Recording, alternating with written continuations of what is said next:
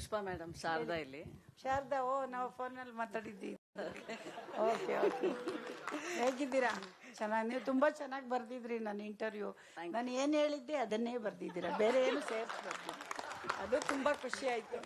Okay, ನಾನು ಸಾಮಾನ್ಯ ನಿಮ್ಗಾಗ್ಲೇ ಯಾರೋ ಹೇಳಿದ್ರು ಅಂದ್ರಲ್ಲ, ಇಂಟರ್ವ್ಯೂನೇ ಕೊಡಲ್ಲ ಅವರು ಅಂತ.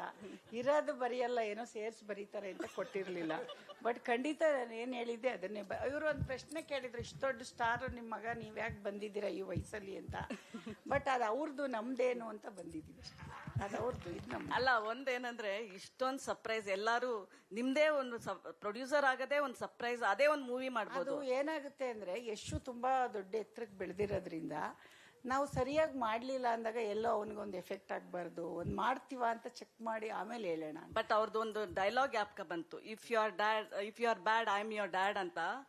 If you Yash is a star, you are the producer behind it ಅಂತ. ಲೈಕ್ ನೀವು ಕನ್ನಡದಲ್ಲಿ ಹೇಳಿ, ನಮ್ಗೆ ಇಂಗ್ಲಿಷ್ ಬರುತ್ತೆ. ಯಶಗ್ ಬರುತ್ತೆ, ನಮಗ್ ಬರಲ್ಲ. ತೆಲುಗಲ್ಲ, ಕನ್ನಡ ಹೇಳಿ. ತೆಲುಗು ಯಾಕೆ? ಅಂದ್ರೆ ಅವ್ರ ಸ್ಟಾರ್ ಆಗಿದ್ದಾರೆ, ಅದ್ರ ಪ್ರೊಡ್ಯೂಸರ್ ನೀವಲ್ವಾ, ನೀವ್ ಅವ್ರ ಅಮ್ಮ ಅಂತ ನಾನು ಹೇಳ್ತಾರೆ. ಏನ್ ತೊಂದರೆ ಇಲ್ಲ. ಎಲ್ರು ನೋಡಿ, ಇದಕ್ ಮುಂಚೆ ನಾನು ದೊಡ್ಡ ಅಣ್ಣವ್ರ ಫ್ಯಾನು, ನಾನು ಯಶ್ ಫ್ಯಾನು ಅಲ್ಲ.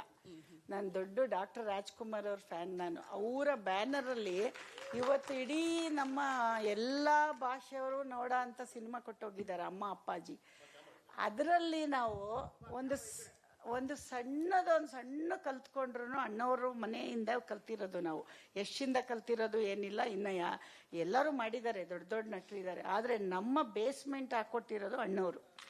ಅದೇ ಥರ ನಾವೇನಾದ್ರೂ ಮುಂದಿನ ಪೀಳಿಗೆಗೆ ಒಂದು ಬೇಸ್ಮೆಂಟ್ ಹಾಕ್ಬೋದಾ ಅಂತ ಪ್ರಯತ್ನ ಪಡ್ತಾ ಇದೀವಿ. ಇನ್ನೂ ಹಾಕ್ತೀವಿ ಅಂತಾನು ಹೇಳ್ತಾ ಇಲ್ಲ. ಅಷ್ಟೇ, ಎಲ್ಲರೂ ಪ್ರಯತ್ನ ಪಡ್ಬೇಕಲ್ಲ. ಒಂದು ತೆಂಗಿನ ಮರ ಹಾಕ್ತೀವಿ ಮೇಡಮ್, ಅದು ನಾವು ತಿನ್ನಲ್ಲ, ಮುಂದಿನ ಪೀಳಿಗೆ ತಿನ್ನುತ್ತೆ.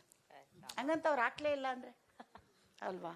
ಬಟ್ ಒನ್ ಟೈಮಲ್ಲಿ Yashu, it was not easy. ಅಂದ್ರೆ ಅವ್ರಿಗೆ ಅಷ್ಟೊಂದು ಈಸಿ ಇರ್ಲಿಲ್ಲ ಈ ಇದಕ್ಕೆ ಆಕ್ಟಿಂಗ್ ಬರಕ್ಕೆ. ಆ ಟೈಮಲ್ಲಿ ನೀವು ಥಿಂಕ್ ಮಾಡ್ಲಿಲ್ವಾ, ಪ್ರೊಡಕ್ಷನ್ ನಾವೇ ಸ್ಟಾರ್ಟ್ ಮಾಡೋಣ, ನಮ್ಮ ಮಗನ್ ನಾವೇ? ಅವತ್ತು ನಮ್ಮ ಹತ್ರ ದುಡ್ಡು ಇರ್ಲಿಲ್ಲ. ದುಡ್ಡು ಒಂದೇ ಕಾರಣ ಆಗಿತ್ತು. ಅಲ್ಲ, ಹೌದು ಮೇಡಮ್, ದುಡ್ಡಿಲ್ದೆ ನೀವೇನ್ ಮಾಡ್ತೀರಾ? ಒಂದೇ ಕಾರಣ, ಅದಿದ್ರೇನೆ ಎಲ್ಲ ಮಾಡಕ್ಕಾಗೋದು. ಬಟ್ ಟ್ಯಾಲೆಂಟ್ ಎಲ್ಲರ ಹತ್ರ ಎಷ್ಟು ಪ್ರತಿಭೆಗಳಿದೆ ಗೊತ್ತಾ? ನಮ್ಮಲ್ಲಿ ಪ್ರತಿಭೆಗಳು ತುಂಬಾ ಇದ್ದಾರೆ. ಯಾರು ಚಾನ್ಸ್ ಕೊಡ್ತಾರೆ? ದುಡ್ಡು ಹಾಕಿ ಪ್ರೊಡ್ಯೂಸರ್ ಕೊಡ್ಬೇಕಲ್ವಾ? ಅಲ್ವಾ? ಪ್ರೊಡ್ಯೂಸರ್ ಕೊಡ್ಬೇಕಲ್ವಾ ಮೇಡಮ್? ಈಗ ಪ್ರತಿಭೆಗಳು ನಮ್ಮ ಎಷ್ಟಿದಾನೆ ಅನ್ಕೊಬಿಡಿ, ಎಷ್ಟರ ಸಾವಿರಾರು ಪ್ರತಿಭೆಗಳಿದೆ. ಆದ್ರೆ ಚಾನ್ಸ್ ಯಾರು ಕೊಡ್ತಾರೆ? ಆ ಚಾನ್ಸಿಗೆ ಅಲ್ದಿರೋ ಕಷ್ಟ ನನಗೆ ಗೊತ್ತಿದೆ, ಆ ಕಷ್ಟ ಬೇರೆಯವ್ರಿಗೆ ಆಗ್ಬಾರ್ದು. ನಮ್ಮಲ್ಲಿ ದುಡ್ಡಿದೆ ಅಂತ ಮಾಡಿಲ್ಲ, ಬಟ್ ಮಾಡಬಹುದು. ಮಾಡಕ್ ಆಗ್ದಿರ ಅಂತದ್ದು ಏನಿಲ್ಲ. ಇವತ್ತು ಮಾಡಬಹುದು, ನಾವು ಅದಕ್ಕೆ ಮಾಡಿದ್ವಿ. ಬಟ್ ಸರ್ಪ್ರೈಸ್, ಎಲ್ಲರಿಗೂ ಸರ್ಪ್ರೈಸ್. ಯಾರು ಬಂದು ಸರ್ಪ್ರೈಸ್ ಅಂದ್ರಲ್ಲ, ಯಶ್ಗೆ ಎಷ್ಟು ಸರ್ಪ್ರೈಸ್ ಇತ್ತು? ಯಶ್ಗೆ ಗೊತ್ತಿರುತ್ತೆ, ಬಟ್ ಏನೋ ಅಮ್ಮ ಮಾಡ್ತಾ ಇದ್ದಾರೆ, ಮಾಡ್ಲಿ ಅಂತ. ಅವನಿಗೆ ಗೊತ್ತಿಲ್ಲದೆ ಇರೋದು ಏನಿರಲ್ಲ. ಬಟ್ ನಮ್ಮ ಮನೇಲಿ ಹೆಂಗ್ ಗೊತ್ತಾ, ಅವನೇನೋ ಮಾಡ್ತಿದ್ರೆ ನಾವು ಇನ್ವಾಲ್ವ್ ಆಗಲ್ಲ, ನಾವೇನೋ ಮಾಡ್ತಿದ್ರೆ ಅವನು ಇನ್ವಾಲ್ವ್ ಆಗಲ್ಲ. ಬಟ್ ಗೊತ್ತಿರುತ್ತೆ ಒಬ್ರಿಗೊಬ್ರಿಗೆ. ಏನೋ ಅವನೀಗ ಅವ್ನು ಅಷ್ಟು ಮಾಡ್ತಿದ್ದ, ನಾನು ಒಂದು ದಿನ ಸೆಟ್ಗೆ ಹೋಗಿ ನೋಡಿಲ್ಲ. ಬಟ್ ಇವತ್ತು ಈವೆಂಟ್ ಆಗ್ತಾ ಇದೆ ಅಂತ ಅವ್ರಿಗೆ ಗೊತ್ತಾ? ಗೊತ್ತಿರುತ್ತೆ, ಮಾಡ್ತಾರಮ್ಮ, ಏನೋ ಮಾಡ್ತಾರ ಅವರು.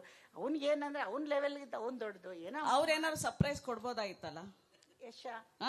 ಅವರು ನೀವೇ ಸರ್ಪ್ರೈಸ್ ಕೊಡೋರು, ಅವ್ರು ನಿಮ್ಗಿಂತ. ಹಂಗೆಲ್ಲ ಏನಿಲ್ಲ. ಸರ್ಪ್ರೈಸ್ ಅಂದ್ರೆ ಅವನು ಇವತ್ತು ಶೂಟಿಂಗ್ ಅಲ್ಲಿ, ಈಗ ಎಲ್ಲಿದ್ದಾನೆ ಅವನು, ಬಾಂಬೆಲಿದ್ದಾನೆ. 1.5 ವರ್ಷ 2 ವರ್ಷ ನಾನು ಫ್ರೀ ಇಲ್ಲ ಅಮ್ಮ ಅಂತಾನೆ. ಅವನು ಒಂದಿನ ಮನೆಗೆ ಬರ್ಬೇಕಾದ್ರೂ ಅವ್ನ ಪರ್ಮಿಷನ್ ಸಿಗ್ತಾ ಇಲ್ಲ ನಮ್ಗೆ, ಅಷ್ಟು ಬಿಸಿ ಇದ್ದಾನೆ. ಎಲ್ಲ ಜನಗಳಿಗೋಸ್ಕರ ಅಲ್ವಾ, ಮಾಡ್ಬೇಕಲ್ವಾ? ಓಕೆ.